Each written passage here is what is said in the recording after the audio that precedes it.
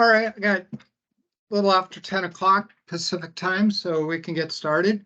Good morning and good afternoon, everybody, and welcome to today's KAMIND webinar, the GRC tool for CMMC. My name is Mike Klass, and I'm an account manager here at KAMIND IT. As a friendly reminder, we'll be having one Microsoft webinar, second Thursday, and one CMMC webinar, fourth Thursday of each month to keep you up to date on what's going on in the industry. If you have any ideas for future webinars, please let me know. Before we get rolling today, a couple housekeeping items. There will be time for Q&A at the end, so if you could keep your microphone on mute during the presentation today, that would be excellent. I know many of us are still working from home, and we'd like to eliminate all background distraction noises.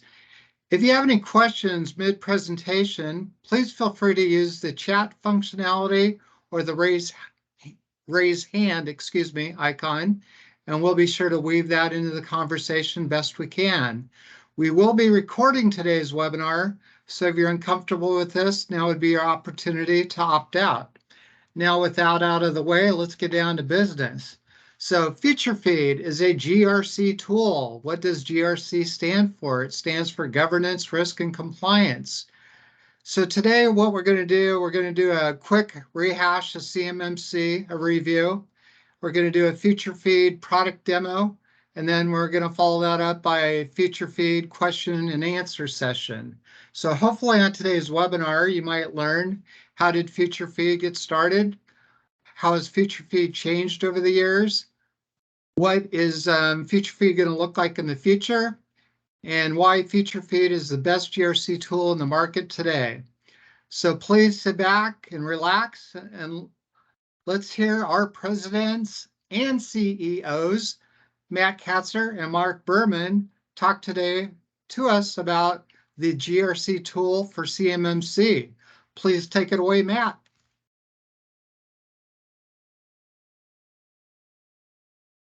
Matt, you're on mute. How we would actually understand that. So, and thanks everyone for the introduction. We have Mike, we have Mark Bierman. He's the CEO of FeatureFeed. And so we did something a little bit different today in our webinar. So we have a small, just kind of a small set of slides just to kind of form everything. And then we're going to have more of a question and answer session in terms of a panel with Mark and myself and Mike, and basically just go through and get an idea of why you really need to have a GRC tool for CMMC, and how do we actually make this working forward. So with that, we'll have in just a few minutes. So let me just go and preface everything about a little bit about KAMIND, for instance, and what we have, and just to make sure we put everything in context, what we're trying to do today. So basically with KAMIND, fourth year running, we just made the Inc. 5000 list for year 4. So that's good for a fast growing company in the US. And we're basically very focused. We're one of the 52 partners in the US that can actually offer the GCC high licenses into the defense contractor and also to the, DoD community. And I get down, a lot of people, when you look at what we're trying to solve with CMMC, and you have to stand back of where things are coming from, and you have to just kind of put things in perspective. And this is a diagram that I came out a few years ago that DoD published when they first came out with CMMC. It's basically the whole mindset at the time was we built an environment where basically cybersecurity was a pillar on the side.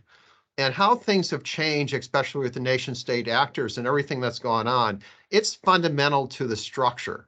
And I really like it from this diagram because it shows you what's really have to be done, or what we have to do as, as custodians for our, clients' data and custodians for our business. And we really have to kind of manage those things.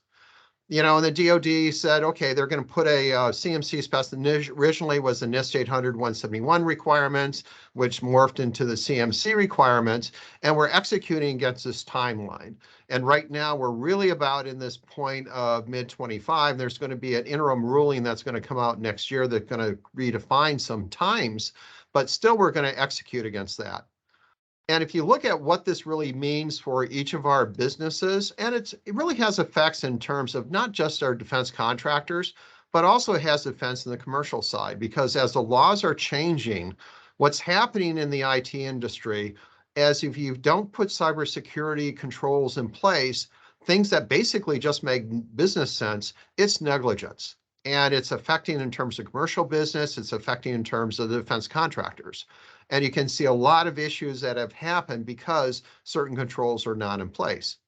Now in CMC, there's really, as you look at it, just kind of there's three levels that we have. We have the level 1 foundation, the advanced, which is more what we're trying to focus on, GCC high, and the expert level, which is just now coming out. And there's going to be different assessment models associated with that. But, as you look in terms of what people, when they look at what their growth path is and how they actually start from a process, a lot of people start with this process of, focus on level 1, get your level 1 act together because it's very simple to do, and find the tools to support. Like in the screenshot here, we're using basically a future feed, a GRC tool to basically do data collection and actually kind of manage it and manage the POAMs, those plan, operation milestones and activities that we need to actually do. Now, from a process flow, what happens, we're all looking at how we actually want to step through the environment. And the process flow really, we tried to simplify it down to what makes sense for what people are trying to do. And it really comes down is you build the policies on this level 1. And then once you get those pieces in place, you do your self-attestation, and then you start building the level 2 environment that you need to put in place. And a lot of it is what KAMIND has done is we came out with, we have offering a DIY kit for level 1 to actually get that step up start with some consulting time from our compliance officer to basically get the pieces so you got the right policy and procedures and processes in place. Now, even ourselves, as we look through this, is one of the questions that people ask us is that, well, what about you? Are you getting certified? Are you going through the same model? And the answer is yes, because our clients basically are in the DIB space. In order to service them, we have to be level 2 compliant. So we're building out our environment to make sure that company-wide, we're going to be level 1, and then basically for the areas that we need to focus in terms of level 2, we'll build those pieces in place. And the core for this is the data collection tool. Now, I come from a school of thought when you look at these things is that, and it's kind of interesting. It's like, if you think about yourself going through school at times, if you have all your papers, your notes, your papers you're trying to turn in are neat and everything associated with it, it's human nature that you're probably going to get a higher score than those that didn't, if everything's all messy. So when you look at a GRC tool, you're really looking at things from what we call a single pane of truth. What is that single point of truth where you actually have information collected? And that's what you're trying to actually achieve. So you're trying to actually build it, not just trying to collect information, but change the company culture. So we have activities even like in KAMIND when people actually, you have to get in the habit of locking your desktop. You have to get in the habit of different cybersecurity things that you should be doing on a day-to-day basis. And you have to build those culture things into your culture. And yeah, you may be a small office with a few people, or maybe a large company, but it's amazing how sloppy we've gotten over the years. And so when you start looking at tools like Future Feed as a data collection or a GRC tool, you get in this mindset of how do you actually manage data and manage information for it. Now, with the course, as you go through the CMC process, if you're level 1, yeah, you can be on the commercial side of 365, but once you go into level 2, it's a game changer because you have to go to GCC high. And as you look at GCC high, it's just really an extension of this whole process of where you actually, as you started off with building your level 1 environment, and then you look at a model you want to actually build into your level 2. So you're building on the capabilities of what you have. And this is where it comes in when you actually come through the right choice of a GRC tool that you, as Future Feed, you want to get to the point to basically be able to grab that tool and actually look at terms of your environment. Now, what we actually taken here is we actually taken our level 1, moved it to a level 2 environment, and just look in terms of the difference in terms of the SPARE scores that we actually have in terms of that we would have to file for the for our NIST 800-171. Now, keep in mind, we haven't done any tuning of this at this time, but this was just showing you kind of how you can actually use the dynamics of the tools to get where you want to be and build the necessary culture and the policy and processes in place. And this is really key when you look in terms of how you want to manage it, because, and it goes back to, a good mentor that I really like and follow in the industry from a management standpoint. I go back in terms of what Peter Drucker said. What is measured improves. So when you think of an environment, you think of a cultural change you want to have in your organization, you want to basically put the necessary KPIs, put the necessary structure, put the necessary culture changes so you can actually measure improvements. So when you look at a GRC tool, and we went through a lot of evaluation of different tools and we selected Future Feed, it was this whole mindset of how do we actually find something that we have in a continuous process improvement? We go through and we measure, we can actually see changes, we can actually influence changes and change behavior. And that's the key thing that you want to have with the GRC tool as you go through the CMC journey. And yeah, you can do this on a spreadsheet and you can actually do it on Excel spreadsheet and everything else.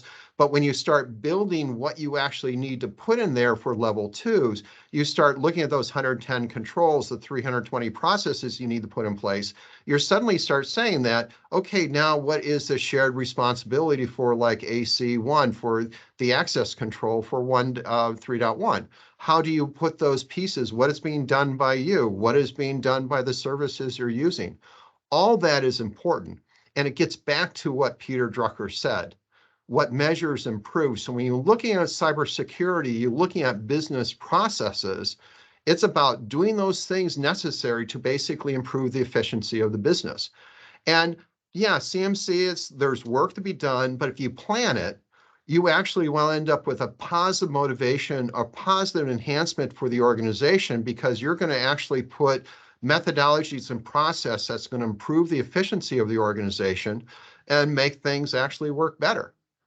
And that brings us to really when I brought Mark online, and we'll kind of have talk a little bit more of a question and answer type period, but it's really trying to get an idea from Mark and really open it up. I have some questions for Mark, and we'll have pretty much an informal panel of what type of situations we want to run into and why Future Feed exists.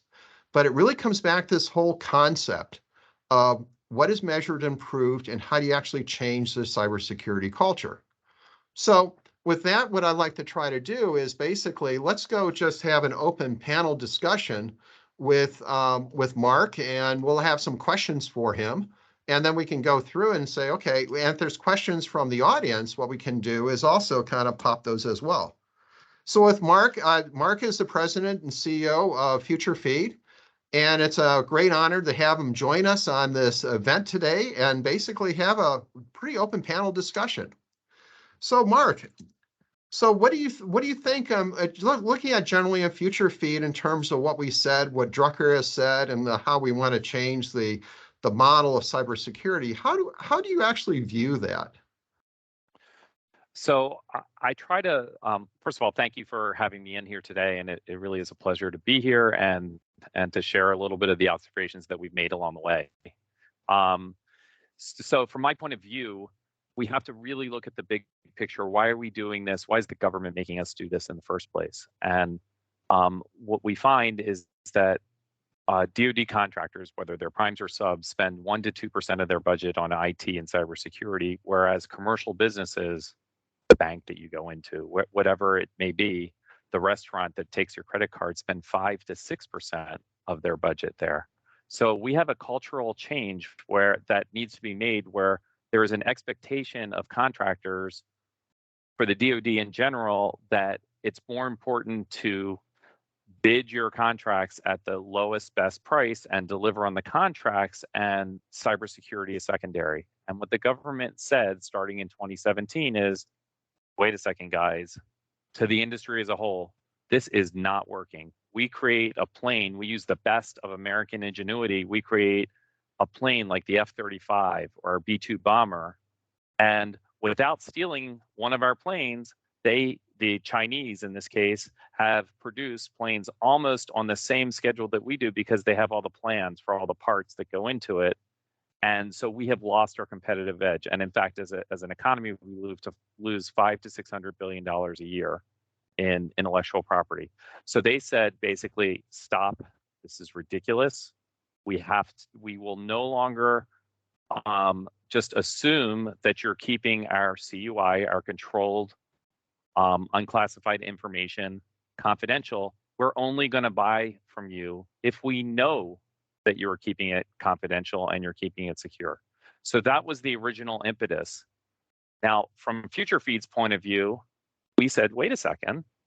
If you need to know about the cybersecurity posture of all of the stuff that we have, or at least all of our CUI, we basically have to document our entire IT system and how do we manage it? How do we process information? How do we store it? Well, wouldn't it be a waste if we went to all that trouble to prove to the government that we're trustworthy, if we couldn't use that same information for better decision making when we have to plan our future projects? Shouldn't we look at a list of all the things that we have now before we plan what we're going to get next week or next year? Shouldn't we be able to look at a list of all that we have and see which are the weakest things in our portfolio and which are the strongest things in our portfolio? Shouldn't we be able to get a budget without going to the accounting department? Because here, when we're spending on IT, we know what we spend every single month, whether it's on services or tools. So we thought, here's an opportunity, number one, to take all the information that we have to do anyway, whether we like it or not, whether we agree with the government's reasons for doing it or not, we got to do it or we're not selling to the government. So why not take advantage of that? And from that came Future Feed. Okay. So it's kind of interesting when you look at in terms of Future Feed, when you look at what's happened, when you talk to others in the industry, how do they feel about what you've done in Future Feed or what some of the organizations like Compliance Forge or Comply Up and some of the other features that actually have? How would you actually characterize your approach versus some of the other organizations? What kind of drove you to kind of the structure you had? Sure. So there were a couple of challenges that people have when they're going down this road, and one of them is everybody wants to get it over with as quickly as possible. And the fact is, it's kind of a daunting task. You have to identify all of the people, all of the documents, and all the tools and services, and put them in an organized way, which is an SSP, which you should be using internally, but also for the assessor. So everybody kind of had that problem to solve. And what we realized, there were two things that I think that we do differently from a lot of the other organizations. Number one is we realized that once you put all that information there and it's all interconnected, when you change a policy, it might affect 25 controls. When you buy a new product, you have to secure it, and that's going to be affected by 37 controls. When you have a new person, they may have an impact on 45 controls. So you could paint a picture on any one day in a spreadsheet, but what happens when you change one thing? Who's got the time to sit around and find all of those interconnections and go make them all right again just because you made a change? You bought something new, you changed a person, you did something else. So from the beginning, we wanted to build a system that would allow the maintenance, which is, I don't know why every individual person is on this call, but you are probably here because you're trying to get that first certification done as quickly as possible. And we thought, why not make it very efficient, provide all the guidance that you would need if you're not an expert in this stuff, and few people are, put it all there in a nice organized way, but then allow you to change it and maintain it. We did that before all the rules came out, and then we found afterwards that the actual system is going to require people to self-attest that they have maintained whatever certification they had every single year. And not only that, it's going to be a senior management person who has to essentially sign personally as well as sign for the company. So their personal, there's a repercussion personally if you say that you're in good shape and you're not in year 2 and in year 3. And then you got to start the whole process over again. And as you go through this process of documenting everything, the last thing that most people want to do is imagine themselves doing it all over again a couple of years later or 3 years later. So what we wanted to do is create an environment which would have a living document, like all together, a living system security plan that whenever a change was made, you can see all the ramifications. It kind of automates all of that for you.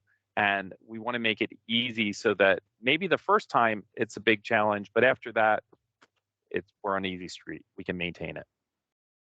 Well, you bring up a really good point. And here, let me go share the screen. We have this is a future feed like a CMC level 1 environment.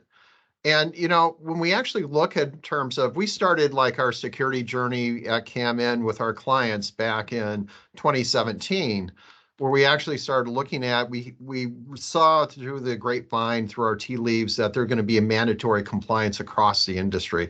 And it doesn't matter if you're going to be in the defense contractor, in the commercial environment, you're going to get to a point that you're going to have to not only do what you say you did, but prove to say what you did and have the necessary documents on those plays. So when you look at like using your future feed, so I show the screen, this is kind of level 1 sample company that we actually have. In terms, it gives you an idea on the pieces on it. Do you want to, when you look at in terms of go through like in a self-assessment model or a picture, what were you trying to, you got through the basis and make it easy to make it repeatable, but what was the other things that you were trying to look at in terms of from an assessor view? So from an assessor view, what the assessor is going to come in, and they have 3 things to do when they come in. It's actually quite simple. They have people to interview to verify that the people are actually following the procedures and that it's not just a bunch of paper stuck in a file drawer, which is very different from essentially all other compliance to date. I worked in credit unions for a long time, and in banking, it's not the same. Here, they want to actually talk to people and see if you're really doing what you say you're going to do. So that's what the first thing the assessors do, is they're going to want to talk to people. The second thing they want to do is they want to examine what they call assessment objects, which are basically all of your documents and tools. So if you buy GCC High, for example, which KAMIND can help you set up, when it comes out of the box, it is not compliant with CMMC. It has to be adjusted and configured so that it does do the right security principles that are embedded in CMMC. So they need to examine things like your Office instance. They need to examine your documents and make sure they're adequate. So the second part of what they do is they're going to come in and they're going to look not at everything. We're going to prepare them to be able to look at everything, but then they're going to pick and choose what they look at, and they're going to take some notes. And if they find something that's deficient, then it'll be a finding. So they're going to interview people, they're going to examine, and then they're going to test. And there's a lot of confusion, I think, about what test means. Test does not mean that you're going to give them a login to your system and they're going to log in and start playing around. What test means is when they have a particular control, they're going to ask a relevant person who operates in that area if they can look over their shoulder, and if while looking over the shoulder, could you show me all the users that have access to the CUI that's in this tool, or show me that this tool is properly configured, things like that. And then they're going to take notes. So their role is to interview, examine, and test. Future Feed's role is to organize everything they're going to interview, examine, and test on in advance before they get there. So there is as little discussion between you and them as possible. The best way to get an assessor in and out, and the least expensive way, is to have everything ready and available for them. There are a couple of penalties sort of that you pay if you're not ready. Number one, every time they ask you for something, if you got to go scrambling around to find it, you are paying those assessors by the hour. Probably not a good idea, and especially when there's a lot of demand in the next 6 months or the next year as the system is getting up and running, it's not going to be cheap. The second thing is, if there are findings and there are deficiencies, if they are minor items, what we call 1-point items, you will have 6 months to fix them. If they are larger items, you basically are failing the assessment as soon as the assessment closes, and you're going to have to start the entire process over again. That's going to be super expensive, super painful at a lot of different levels. You don't want to start over again. So you want to make sure that you can get them through as efficiently as possible, minimize their hourly rates. And secondarily, you want to make sure that you don't have a repeat, because they're not going to give you your money back if they get to the 50th item and they say, oh, we're on control number 50 and you failed that and it's a big one. You don't get your money back for the first 40. You're stuck and you're going to have to start over again at some point. So you really want to be prepped for this, or both financially and anxiety-wise will be essentially miserable. So we want to make sure that we present it efficiently and easily for the assessor to do their jobs and leave, and hopefully ask as few questions as possible. Yeah. I mean, you bring up a good point, because like when we actually came out with our DIY kit for level 1, we looked at it from even for us, we looked at a standpoint, how do we get the pieces in place? But even when you actually start going through your self-attestation, you actually have a decision point. At what point do you bring in a third party, be it Edwards, be it another C3PO, or someone to actually go through and do a pre-test evaluation, say, if you are indeed going to go through a certification process, do you actually have done all the necessary things that you're supposed to do?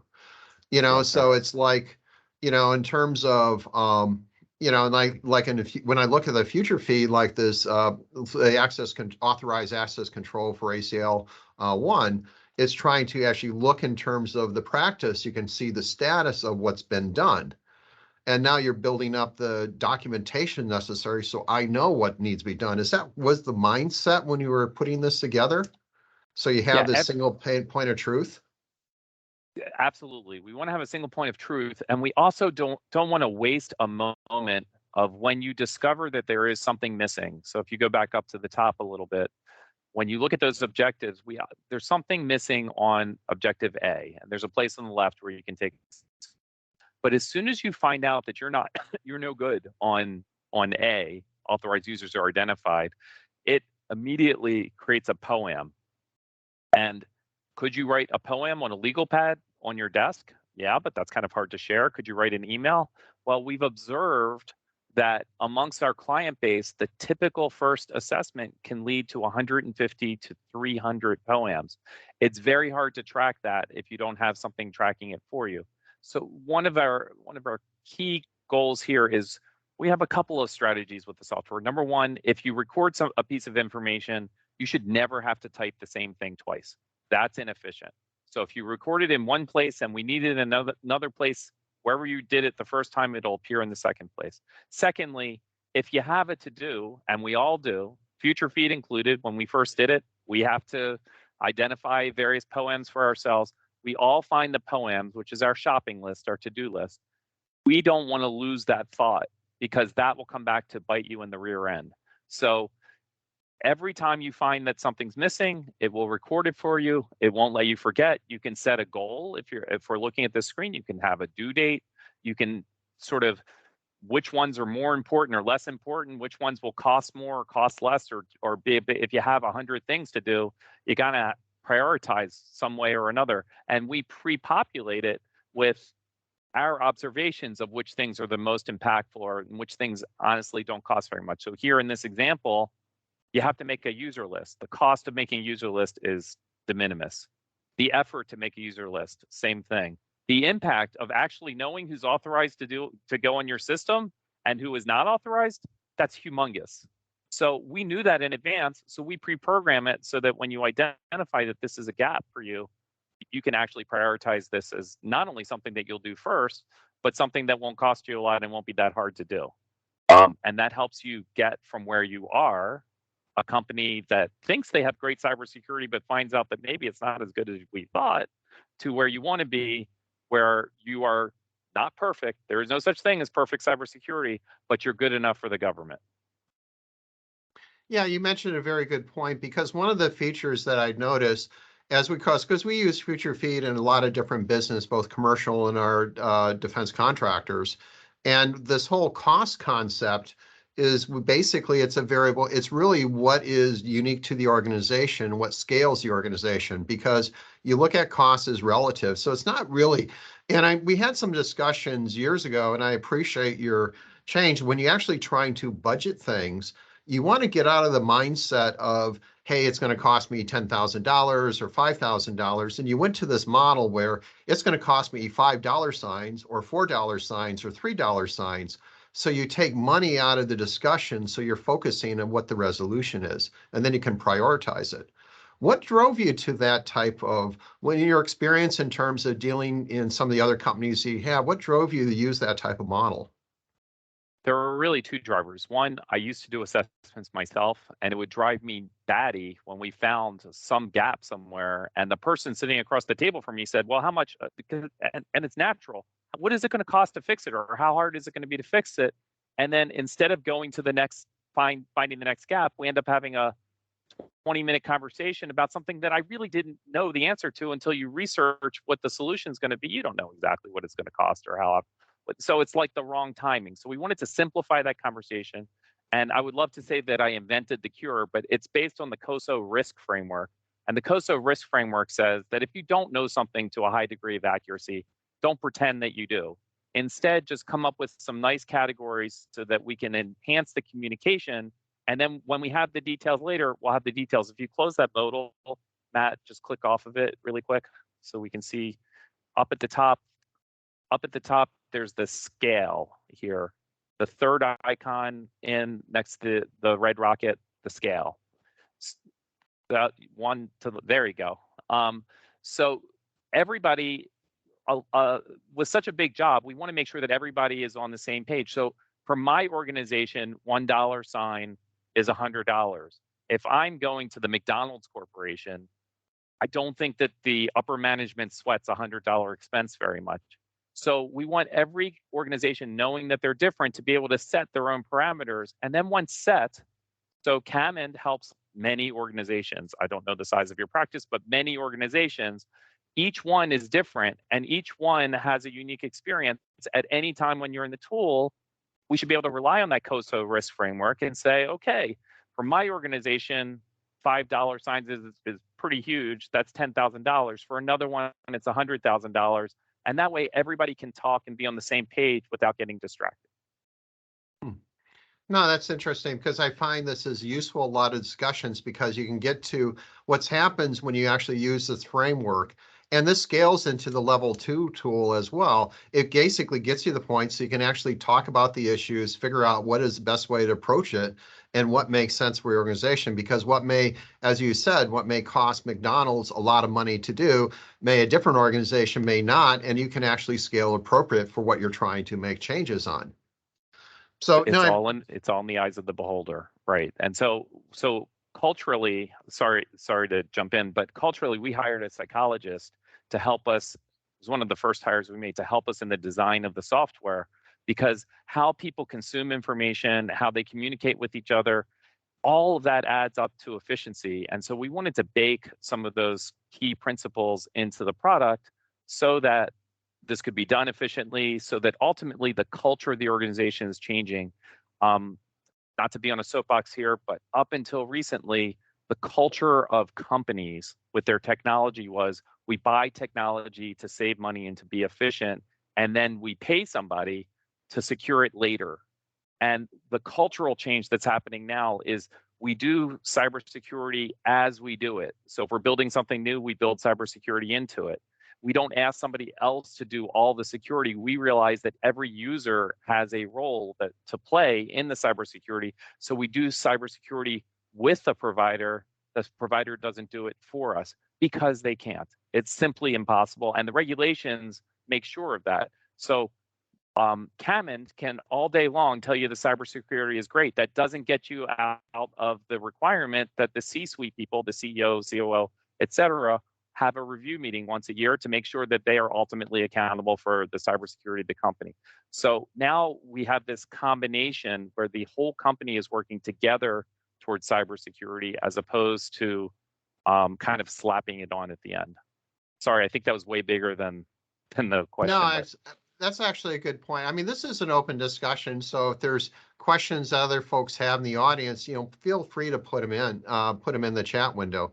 I mean, the whole thing for all of us is how do we, and that's why when we actually went through and look at a bunch of different tools over the years, we started looking at in terms of what Microsoft is doing, what third parties are doing, and we wanted to get something that would grow and what we routinely call as our single point of truth. But basically, you want everyone on the same page. You want everyone to use the same methodology to get information, and you want to be able to discuss things from a same point of view. And that's what really looking at data organization. And when I look going through, as we go through helping some companies go through their pre-assessment, as some of the pieces were level 1 and level 2, it's about how if the methodology is there to organize the data, to figure out which in terms of how you evaluate the practices and everything else, and then generate the necessary POAMs that you actually have for the practices.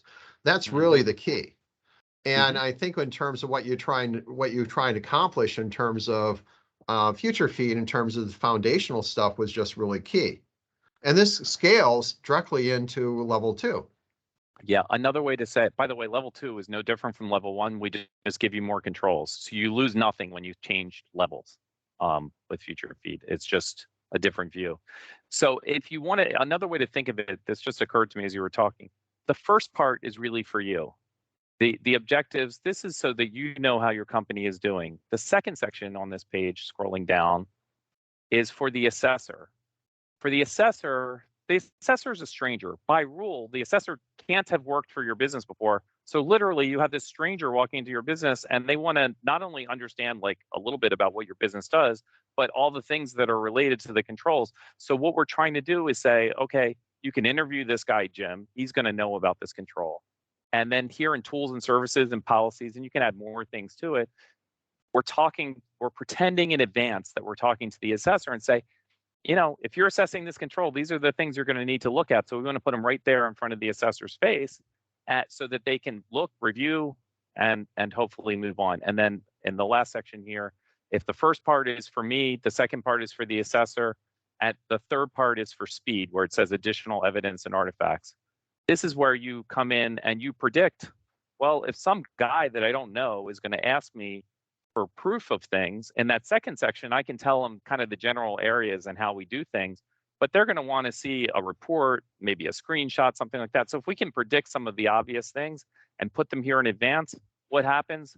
The assessor opens it up, reads it, feels satisfied, moves on to the next one. They got 110 of these things to do. So it's going to take a while. We want to get them from number 1 to number 2 to number 5 to number 55 as fast as possible. Yeah, and a good example of this is, how we actually use it ourselves is when we have our security clients, we update firewalls or do updates on servers and everything else. We actually do screenshots and captures and roll those into it. So basically you have the object evidence captured at a point in time. And that's the whole thing. You got to prove what you said you're going to do. Now, the interesting thing is that as you go more and more in the cyber liability insurance now, there's an issue associated that if you have a cyber liability policy, and you go through and you fill out the form, and a lot of people, check we do MFA, or check we update our firewalls, and just check it, and you have a claim, what's going to happen is that the insurance companies are now going to ask you to, hey, I noticed you approved that you checked this form.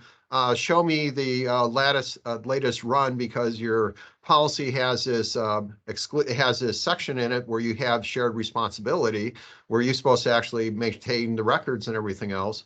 Do you have the records to show that you actually did what you're supposed to do before we approve your claim? And if you don't have the records, then your claim's not going to be approved. Now, one of the things I've noticed is kind of a different issue, and I kind of left it on the screen, is that you by definition basically put all your services in a cloud services, because I noticed a lot of other vendors haven't done that. And it seems that FutureFeed is one of the few tools out there that basically said that you're going to put it in secured, basically a FedRAMP service for all the evidence collected and everything else. Was that a fundamental with your design from day one, or why do you actually approach that from that standpoint? So the why there really is is that this is a collaborative. If you're going to do it right, you need help. Everybody needs help. You need help from your peers, your teammates inside the company. Most people need an outside expert who's gotten training so that you don't waste people's time and you actually get through it efficiently.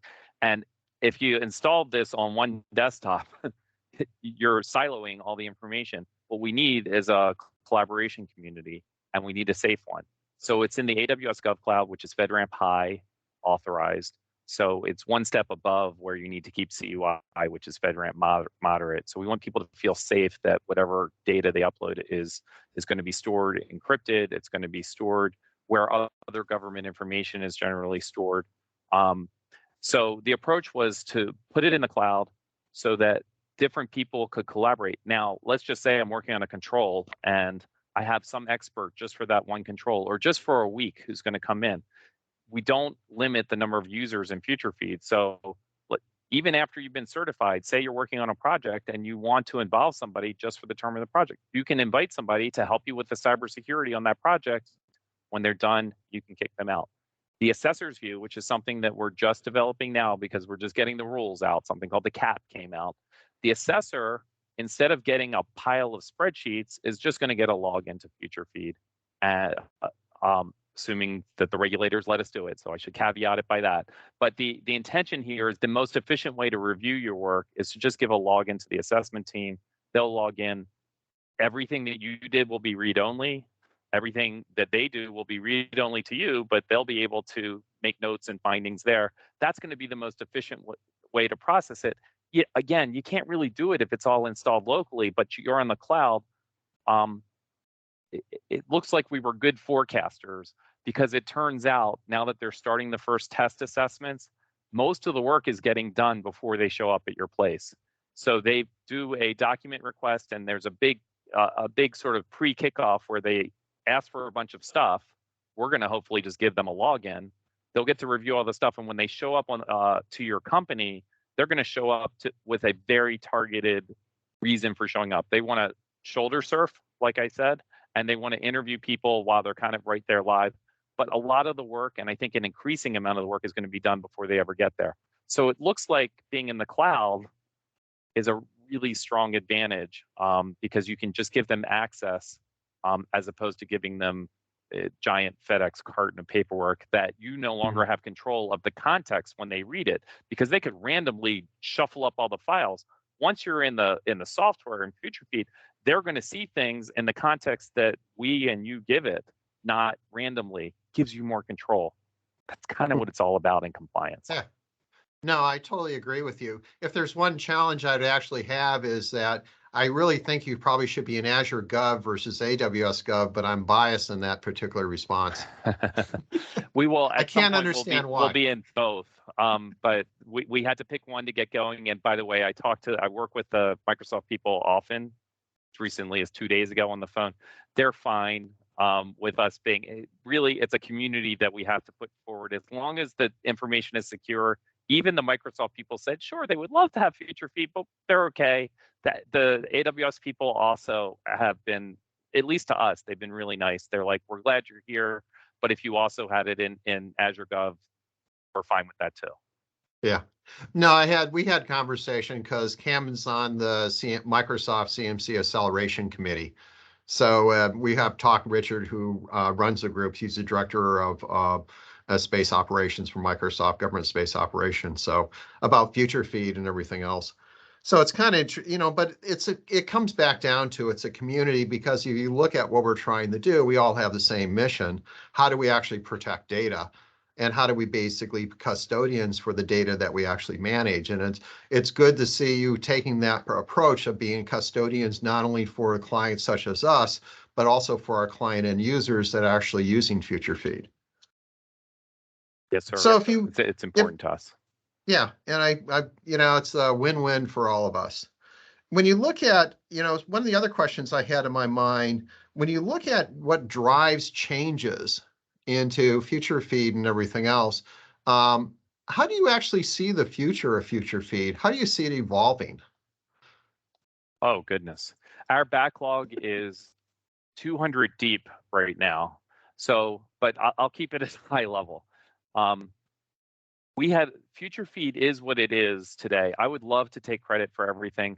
The fact is, the only thing we can really take credit for is trying to listen. So I can go through the interface off the top of my head, and I can point feature by feature how many were original from us and how many was because we had a partner like KAMIND, a end customer who said, wouldn't it be nice if, could we do this? Could we do that? Future Feed is now probably half us listening to requests like that and half our sort of original structure and ideas. And honestly, we're really proud of that. We put in something just last week that, Matt, you may not even have noticed, but in Future Feed, for the people that don't know it, there's a list of your tools and services. You can now prioritize them so that if you have an incident, a disaster recovery incident, you know which one you need to recover first, second, and third. Do the same thing on projects. If you end up having 15, 20 projects to do, and we hope that you don't, but if you do have a bunch of projects, somebody's going to shout out in a meeting one day, that's the one I want to do first, and you don't want to lose that, and so you can now reshuffle them. We didn't think of that. That came from partners. It came from people using the software. So the future holds that. That's number one. Number two is we're going to be adding other frameworks. We're in the middle of adapting Future Feed for CIS. After CIS, you can expect ISO 27001, which, by the way, they released an update of their own. And we should also talk about NIST 800-171. That's the thing that CMMC is based on. Revision 3 is about to come out. It's going to change all the controls. So number one, we listen for features to make it better, and we already have 200 in the to-do list. Number two, we have to add frameworks so that when you have all of this information organized, you can reapply it. If you need to be HIPAA and CMMC, you shouldn't have to do everything twice. You should at least have an accelerator path. And three, the frameworks are going to change over time. And I guess there probably is a fourth one, which is we think in the long run, an assessment process is really a process of discovering what you have and then presenting it. So the best way and the most efficient way to discover what you have is to not discover it, to have it all already in the tool as you go. So the next evolution of Future Feed will be that if you have a procedure that you follow once a week, instead of doing the procedure somewhere over here, you'll go into Future Feed, make a copy of the procedure, run through the procedure, check it off, and then you have the proof that you follow the procedure right here. You don't have to go find it. It's not lost. So I think that's the fourth evolution of Future Feed. And we're working on these things in parallel. I don't think they're sequential, but these are all the things that we're working on. Cool. Let me open it up to see if any of our audience has any questions that they'd like to ask Mark, so we have them as we get in the next wrap up. But it's no, I find that Future Feed as kind of the GRC tool to kind of pick the tool. We like it from a lot of those fundamental reasons. It just helps us grow and helps us make sure that organize the data, make sure everybody is aligned. And that's really important in today's environment. So do we have any questions that from the audience that want to ask Mark?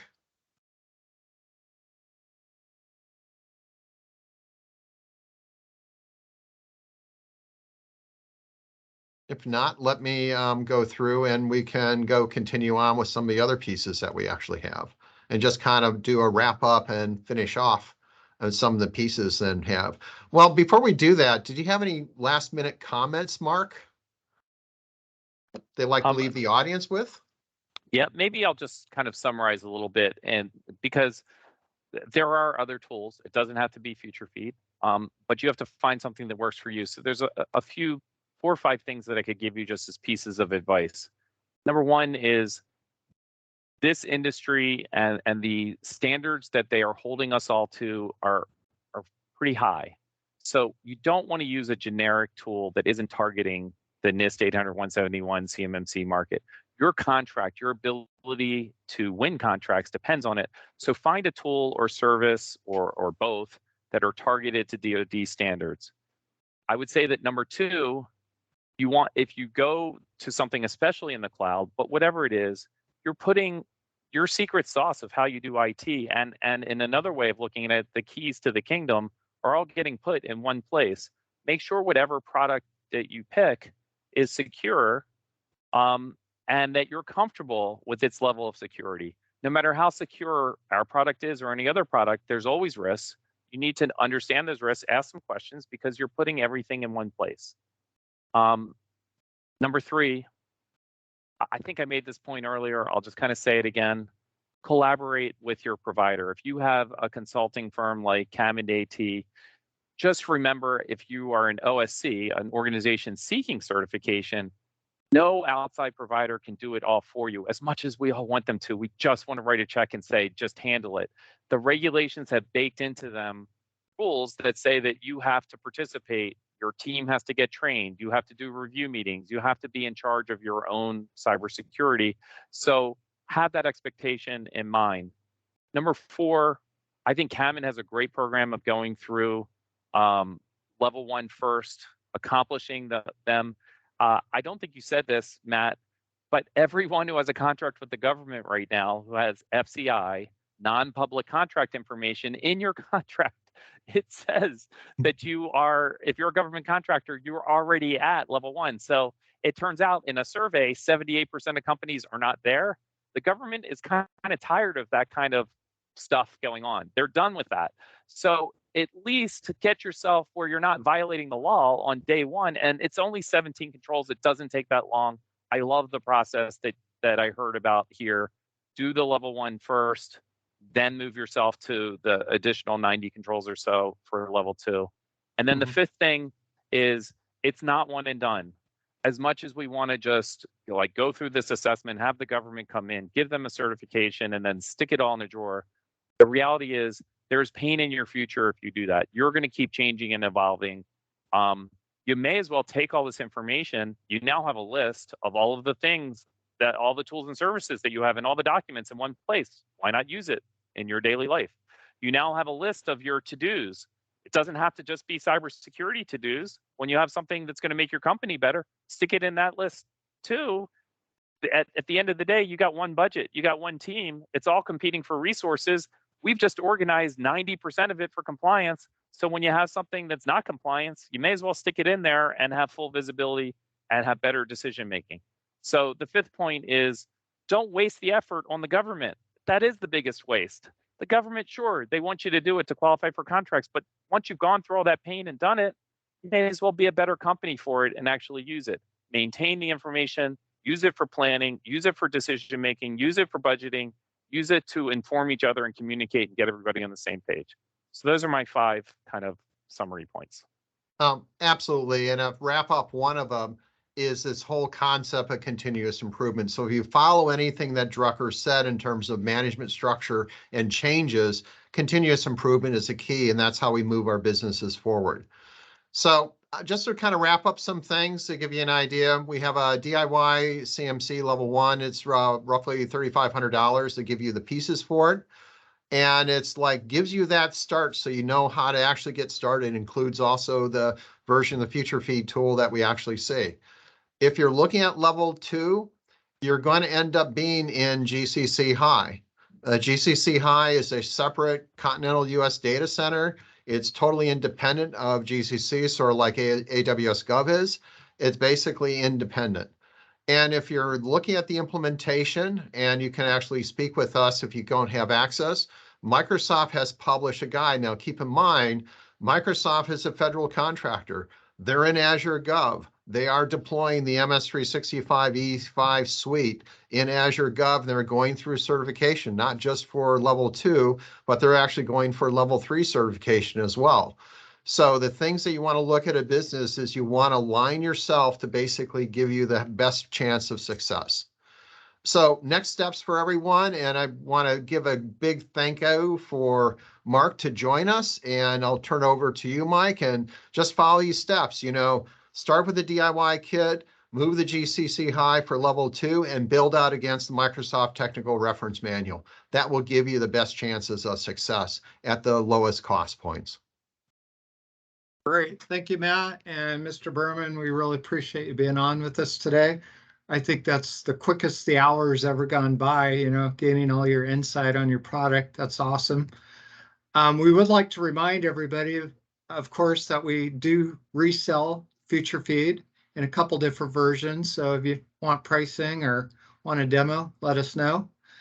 And, you know, we do have the do-it-yourself kit now. So if you'd like to be introduced to that, please let me know. I can walk you through what the kit's all about.